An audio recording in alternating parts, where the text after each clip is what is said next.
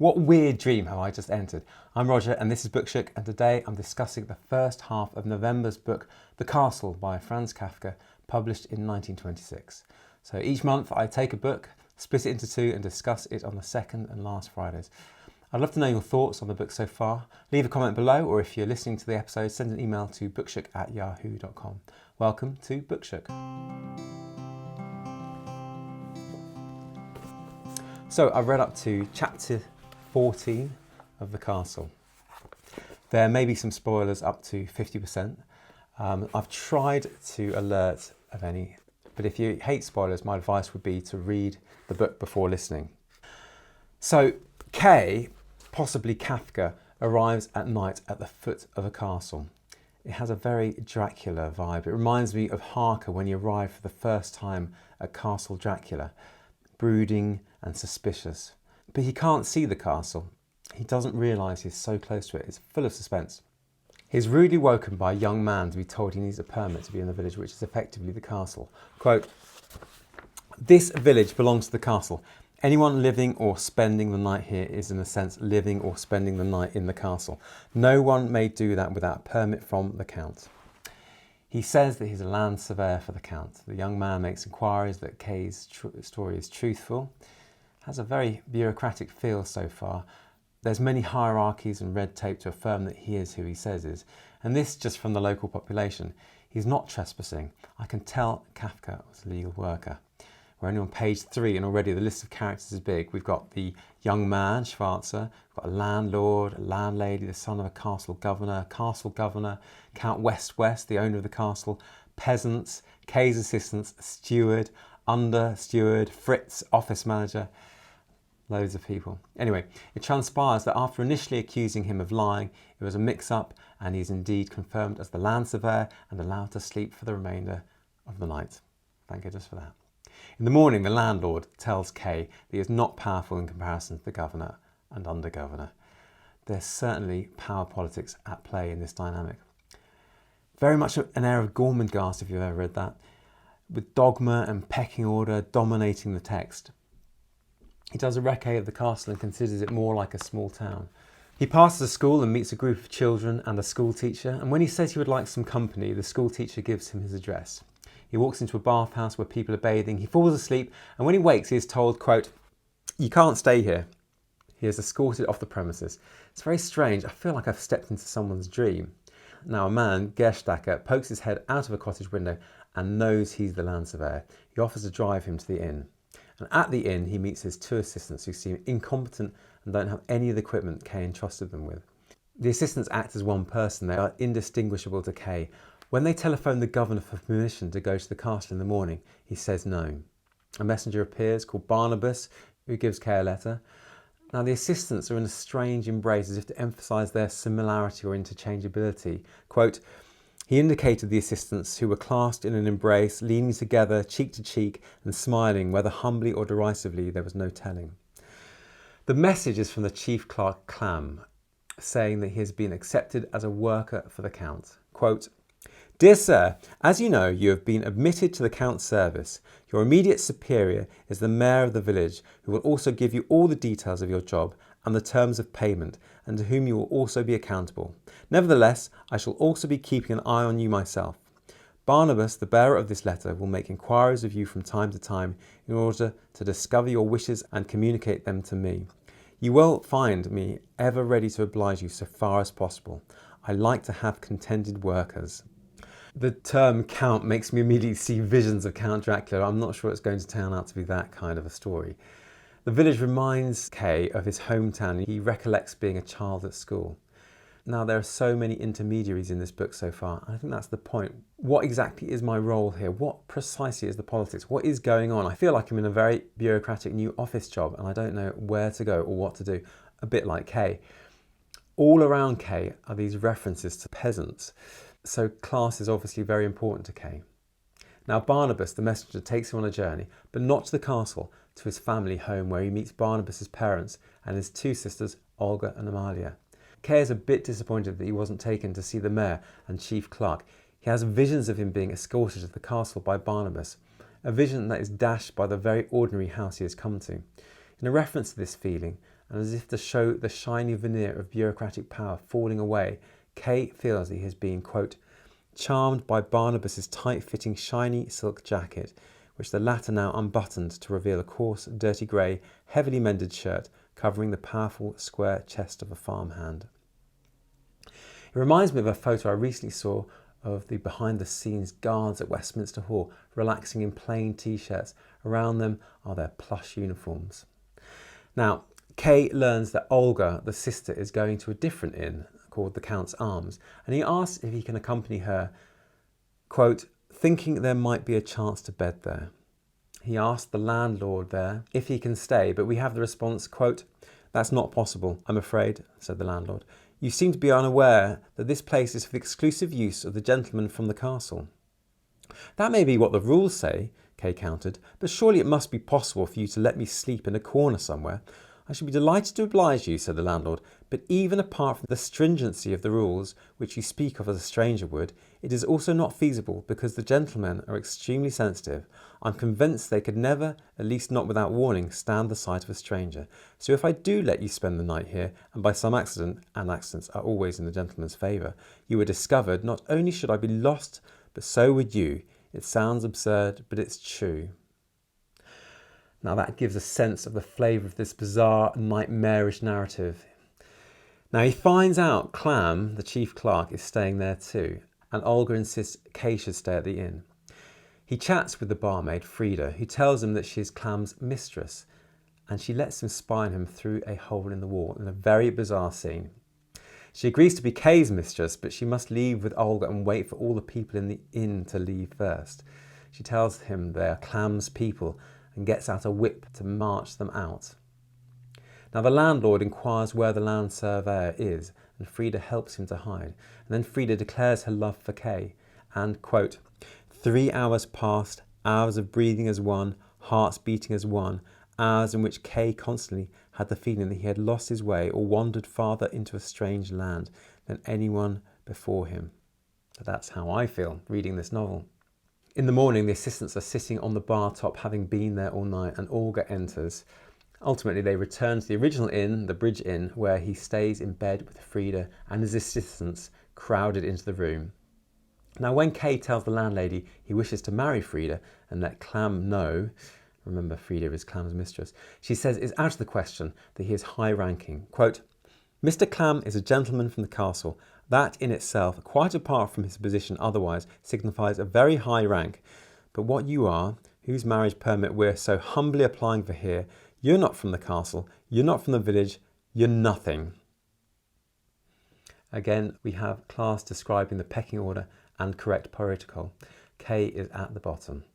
She goes on to say he is but a stranger, a constant source of trouble. Quote, a source of trouble on whose account the maids have to be moved out, someone whose intentions are unknown, someone who has seduced our dear little Frida and to whom she must unfortunately be given in marriage. So Frida is just the pawn, passed from one man to another, like property. The landlady wishes he had stayed with Barnabas and not met Frida by staying at the Count's Arms.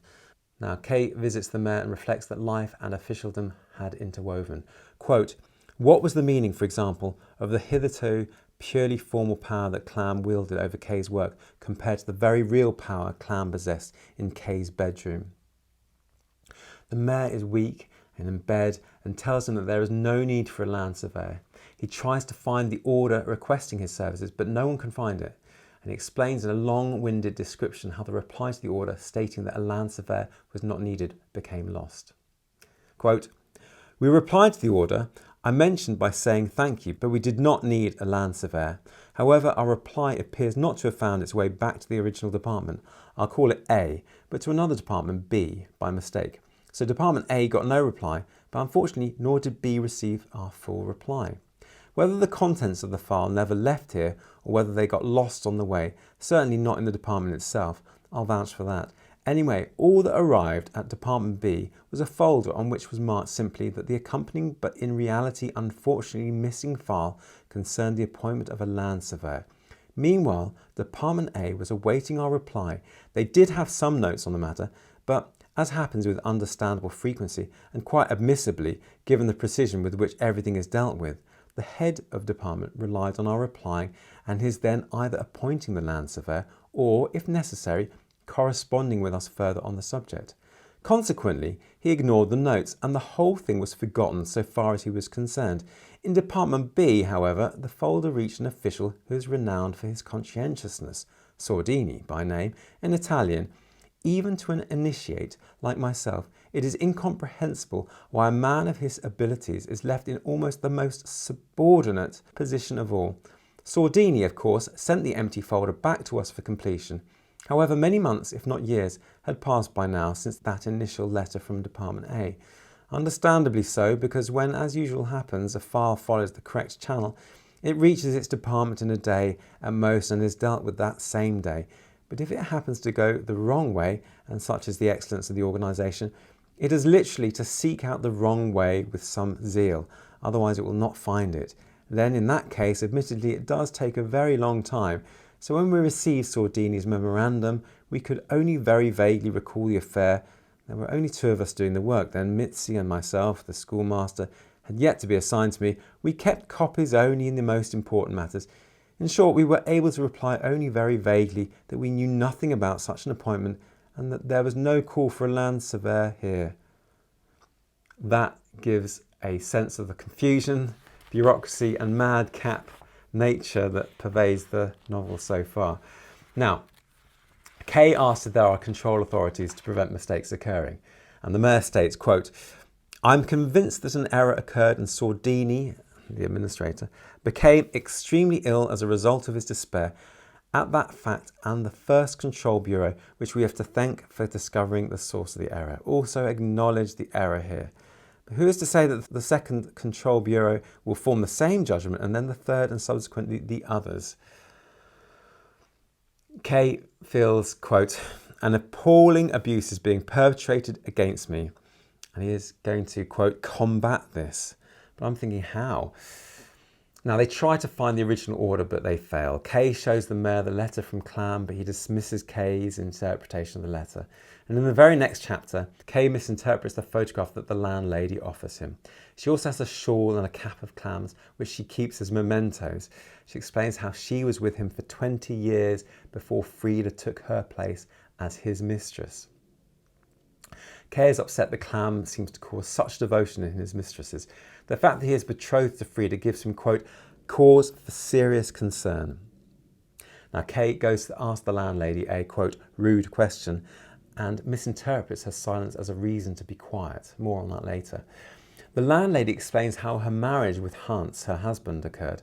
She describes how she was dropped by Clam as his mistress, and Kay explains how he will confront Clam to discuss the Frida situation, no doubt. Now, the schoolmaster sees Kay and tells him that he was rude to the mayor, of which Kay disagrees, and that the mayor has offered him the post of school caretaker. He refuses the job, much to the teacher's delight, but Kay gets thrown out of the inn by the landlady, quote, furious at having lowered herself to Kay over confessions about Clam. So Frida forces him to accept the job. They settle into the school and he learns he won't be paid. Kay goes off to confront Clam and he leaves the Bridge Inn for the Count's Inn. Now, the Bridge Inn is like a bridge to this other strange world of the novel. He meets Peppy at the inn, who has now replaced Frida. She's even younger than Frida, and he covers his eyes so as to, quote, stop lustfully eyeing her. He waits for Clam to show, but he doesn't. Maybe he's dead. He was just sitting there, and there's no reference to any of his movements or speech as Kay watched him through that keyhole. Certainly it feels like we, the reader, nor Kay, will meet him.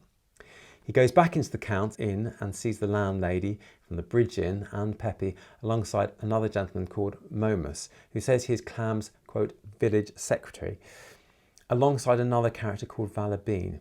He says that Clam has left the building. What a surprise. Kay is questioned by Momus and the landlady, but Kay makes it clear he'd like to see Clam, but he is denied access. Now, in the street, Kay meets Barnabas the messenger again, alongside his two assistants. He is given a note from Clam saying he is doing a fine job and will be recompensed soon. Kay is confused by the letter and asks Barnabas to deliver a message to Clam saying he would like a meeting in person the next day, and Barnabas agrees to this. Back at the school, where Kay lives in a classroom with his assistants and Frida, he and Frida discuss how they can possibly get rid of the assistants. In the morning, school children appear, quote, crowding curiously around the beds. The schoolmistress, Giza, complains of their presence and notices her cat has been injured. It is noticed that wood was taken without permission from the woodshed, and ultimately Kay is accused of the crime by the schoolmaster, who then tries to dismiss him. Kay argues that only the mayor can dismiss him because it was the mayor that gave him the job of caretaker. Now Kay sacks the assistants and he throws them outside. They desperately want to come back in. Kay says, quote, I came here in order to stay here. I shall stay here. And with an inconsistency he did not even attempt to explain, he added, as if to himself, because what could possibly have lured me into this desolate country but the desire to stay here? Now this is a very surreal comment, very dreamlike. Kay is admitting to himself that he has almost created this crazy world of the castle for himself, like a self-generated dream world. Frida says how the assistants have been pursuing her, but Kay isn't sure he believes her. He accuses her of, quote, over-familiarity. In response, Frida goes into a poetic monologue about how she is desperate to be alone with Kay. Quote, I know of no greater bliss for myself than to be with you forever, without interruption, without end. When I dream, I really do, that there's no quiet place here on earth for our love, not in the village and not anywhere else. So I picture a grave, deep and narrow, in which we embrace as if clamped together. I bury my face against you, you yours against mine, and no one will ever see us again. She goes on to say that they could be Clam's envoys and that Kay, by being hard on them, could be, quote, refusing Clam himself access to you. I want to do my utmost to shield you from the consequences. Then I do want you to let them in. It sounds to me like she's in love with these assistants and is actually trying to protect them, but who knows? Now Hans, a schoolboy, knocks on Kay's door, saying that he wants to stand by Kay. He's upset that Kay was told off by the school mistress, and Kay agrees to help Hans' sick mother. And there ends the first half of the novel. So, first impressions. It's very strange. It's like entering a weird dream world, as I said. Characters who rarely talk, like the assistants. We've got the Clam figure, this constant menacing, unobtainable presence. I can't say I'm enjoying it that much. It's certainly a very interesting experience. I feel like I've just woken up from some terrible nightmarish dream. I'm clutching at sort of half-remembered fragments. There's some interesting questions to come out of the book. So what actions will Kay take? Kay feels, quote, an appalling abuse is being perpetrated against me. And he is going to, quote, combat this. But how? Why doesn't he just leave? Well, he does state to the mayor, quote, I shall tell you something of what is keeping me here, the sacrifice I made to get away from home, the long hard journey, the legitimate hopes I had as a result of being taken on here, my total lack of assets, the impossibility of my now finding another suitable job back home, and last but not least my intended, who was a local girl. And then later Kay says, quote, I came here in order to stay here, I shall stay here. And with an inconsistency he did not even attempt to explain, he added, as if to himself, because what could possibly have lured me into this desolate country but the desire to stay here? We've already seen a reference to Kay's mistrust of Frida when he accuses her of, quote, over-familiarity with his assistants. Will she remain faithful to him? And will Clam make any kind of appearance? So there were loads of interesting ideas. The futility of Kay's work as a land surveyor. So far he's really been unable to survey any land at all, although he does try. He's kind of walked from one end to another and then back again. It seems to be a comment on the futility of striving to do work of any kind or one's work as defined by your job role. Then we've got the interesting assistants. I've already mentioned them. They almost remind me of Rosencrantz and Guildenstern from Hamlet, or perhaps the two characters from Beckett's Waiting for Godot, Vladimir and Estragon. In Waiting for Godot, remember the two main characters seem to exist for the sole purpose of waiting to meet this mysterious character Godot. However, Godot never really shows up, so their existence begins to seem absurd, just like the assistants in this novel. They're trying to fulfill a purpose that can never be fulfilled. And here, Kay seems to be waiting to fulfill his purpose of surveying the castle, which so far has never happened. And I don't think it will. And I don't think he's going to find Clam. Now, the assistants in this narrative are completely voiceless, blindly following Kay around, even squeezing into his sleeping quarters. They don't speak, but are incredibly loyal and enthusiastic. At least I did think that until my suspicions were roused by Frida and whether she possibly had a romantic relationship with one of them. Snow permeates the novel so far. It's a constant presence in the work. Cold, oppressive and slowing all movement. It reflects the slow moving progress of the central protagonist, unable to tread speedily through this physical but mental world of the castle.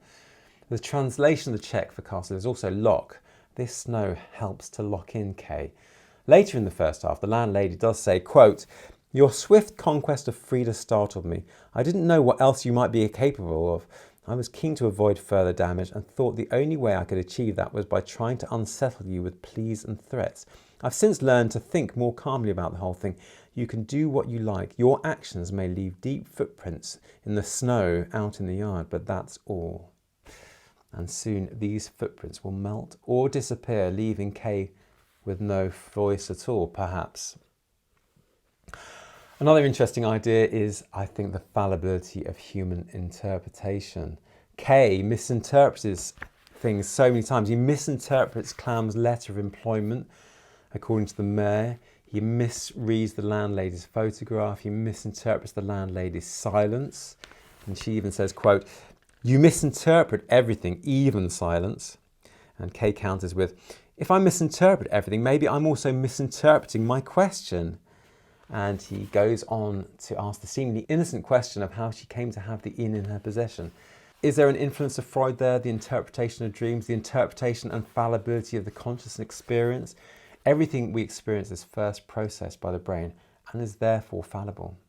I've already mentioned the fact that it's like a dream world. The snow gives it this colourless, almost black and white feel, and then we've got those silent assistants that don't speak. And as I said, the bridge is like a bridge to this other strange world of the novel. It's very interesting, the role of females in the novel. There's a lot of them that seem to be in some kind of bondage. First Frida to Clam, and now Peppy to Clam. It's a very patriarchal society. The females seem to only operate in relation to the males. And look at Frida obediently providing for her husband to be as he journeys to confront Clam. Quote, "Leaning against the wall, he took out his food, thought gratefully of Frida, who had provided for him so well."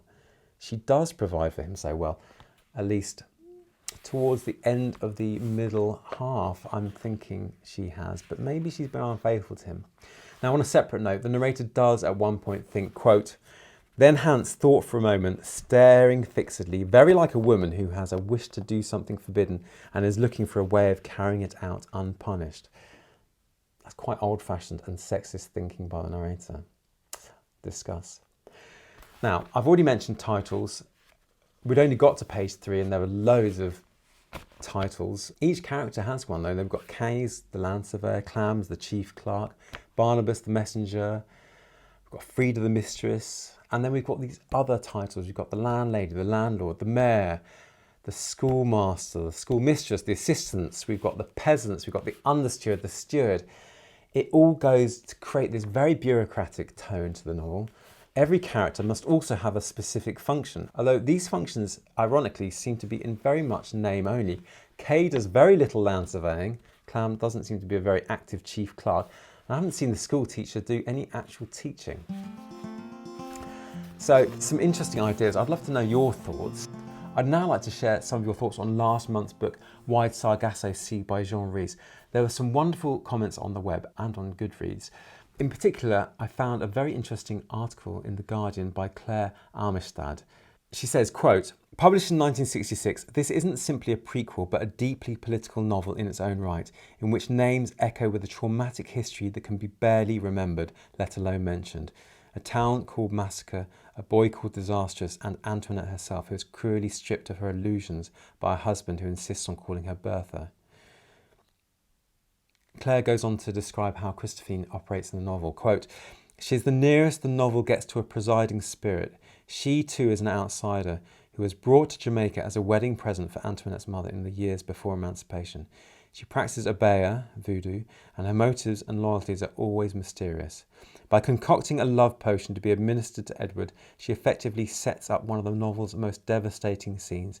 in which he reprises the atrocities of colonialism by casually seducing the servant girl who nurses him back to health as his drugged wife sleeps in the next room. She continues, in prose, becoming steadily more queasy and disorientating, we witness a disintegration that is also a disinheritance. The final section is narrated by Bertha from her attic in Thornfield Hall, where she is brutally constrained by Charlotte Bronte's character Grace Poole. In the flicker of a candle on a draughty stairwell, the two novels come together, and two very different sorts of Gothic merge into one. I love her reference to the love potion that went so disastrously wrong, and her categorisation of this being a very different love potion. Now, JD on Goodreads had a very interesting review. It was in the form of a poem. Quote, Antoinette by day, Bertha by twilight, the white cockroach of colibri, bold and beautiful, mad and fiery as Hades. Daughter of slave owner, philanderer, villain, mired in Mayum and voodoo, and the saints of the dark goddesses of the Isle of Jamaica, to misty England, locked in an attic with alcoholic grace, coming heart to heart with her nemesis. So plain and fair is the little Jane Eyre. Damnation, anger, lust, madness, a fire to disfigure her one true love, Rochester. Thank you, JD. And Rowena had a lovely quote from the book, quote, our garden was large and beautiful as that garden in the Bible. The tree of life grew there, but it had gone wild. The paths were overgrown and the smell of dead flowers mixed with the fresh, living smell. Underneath, the tree ferns tall as forest trees, the light was green. Orchids flourished out of reach, or for some reason not to be touched. One was snaky looking, another like an octopus with long, thin brown tentacles bare of leaves hanging from a twisted root. She goes on to say, quote, I was curious to read this book as it was considered a sort of prequel to Jane Eyre, so I guess this counts as fan fiction. At least it's very well written fan fiction. The writing style is of course different from Jane Eyre. The depictions of the Caribbean are beautiful. It's a relatively short book and it tells the story of Mr. Rochester's first wife, Antoinette Cosway, whom he met in Jamaica. She goes on to say that historically a lot of people were unaware that the environment one lives in can make one crazy. Women in particular, who were often reliant on men and didn't have their own freedom, were obviously more likely to suffer from nervous breakdowns. I'm pretty sure most readers will change their opinion of Rochester after they read this. I will definitely see him in a less favourable light when I do reread Jane Eyre. And Nan Dakishore said, quote, every once in a while I stop to think about the neglected characters in various novels who exist only as plot devices. What are their stories? If you saw the novel through their eyes, what would it be like? Therefore, ever since I heard the premise of Jean Rhys's novel, I was eager to read it. Bertha, Mr. Rochester's first wife, must have had a life other than as the, quote, mad woman in the attic. I do not know if Charlotte Bronte ever thought about it, but Miss Rhys obviously did, and this compellingly readable novel is the product. The language is beautifully evocative. I could see the West Indies, even though I have never been there. I could see, hear and smell the tropical countryside, very much like my homeland. At once breathtakingly beautiful, compellingly seductive and strangely frightening like Antoinette, especially to the eyes of an Englishman whose green meadows and rolling fields hold no secrets. Yes, the countryside is beautiful, but dangerous, since you can get lost in it. It may suddenly cloud over and start to rain, and you may find yourself in the burnt-out ruins of a country house populated only by ghosts of dead slaves and murdered slave owners. The characterisation is perfect. Rhys draws each character, including the minor ones, with a few deft brushstrokes. Rochester, for all his faults, comes across as sympathetic, a victim of his times and society. The evils he does are part of his social makeup, and Antoinette is a masterpiece, inseparable from the landscape she inhabits. As we progress through the novel and she slips more and more into madness, the narrative also matches her mental state. In fact, the third part is downright creepy. However, I am still plagued by a niggling doubt. Would this novel be effective for someone totally ignorant of Jane Eyre? Oh well, maybe the question is irrelevant. Thank you so much for letting me share your comments. And thank you very much for listening. If you have any questions or comments, I'd love to hear them. Leave a comment below, or if you're listening to the episode, send an email to bookshook@yahoo.com. I'd also love suggestions for future books to read together. Maybe there's been one sitting on your shelf for ages, which you haven't got round to reading, and you just need that push to get started. Talking of next books, after I've discussed the second half of The Castle in 2 weeks, that's the 25th of November, December's 2 episodes will be all about Jingfang's Vagabonds. So get that one at the ready if you can. Also, if you enjoyed this, please give it a thumbs up and subscribe, or give it 5 stars on your episode app. Thanks. Anyway, I look forward to discussing the last half of the castle in 2 weeks. See you then.